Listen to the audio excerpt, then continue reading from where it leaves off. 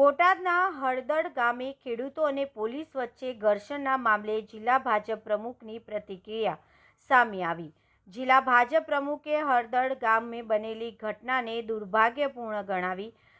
હળદળ ગામે બનેલી ઘટનામાં કેટલાય લોકો નિર્દોષ હોવાનું ગામના સરપંચ અને આગેવાનોએ મને રજૂઆત કરી હતી, જે રજૂઆતને લઈને અમે જિલ્લા પોલીસ વડાને રૂબરૂ રજૂઆત કરી।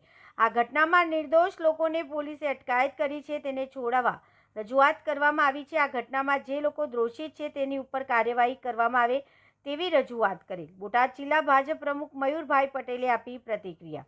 અહેવાલ રોહિત આર ચેતાપરા। આજે બોટાદમાં જે કડદાકાંડને લઈને જે ઘટના ઘટી એમાં જે નિર્દોષ લોકો છે તે બાબતે આપનું જિલ્લા ભાજપ પ્રમુખ તરીકે શું કહેવું છે મયુરભાઈ?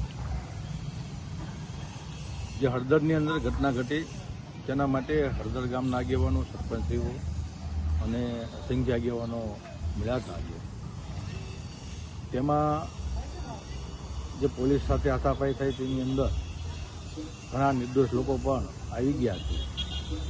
તો એ લોકોને રજૂઆત અમે સાંભળીને અમે બોટાદ એસપીશ્રીને પણ કોઈ તંત્રને પણ રજૂઆત કરી છે કે જે ખરેખર આમાં નિર્દોષ લોકો છે એને છોડી દેવામાં આવે અને જે ખરેખર કસૂરવાર છે એની ઉપર યોગ્ય કાર્યવાહી।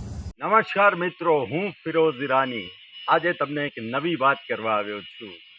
દીવ મિરર ન્યૂઝ જોતા રહો, સબસ્ક્રાઇબ કરવાનું ભૂલતા નહીં અને શેર કરવાનું પણ ભૂલતા નહીં। સત્યની સાથે જોડાતા રહો। નમસ્તે મિત્રો, હું છું ચાંદની પરમાર। આપની મનપસંદ ચેનલ એટલે કે દીવ મિરર ન્યૂઝ ચેનલને લાઈક કરો, શેર કરો અને ફોલો કરો, અને હા, તેમાં દરરોજ તાજા સમાચાર જોવાનું ભૂલશો નહીં।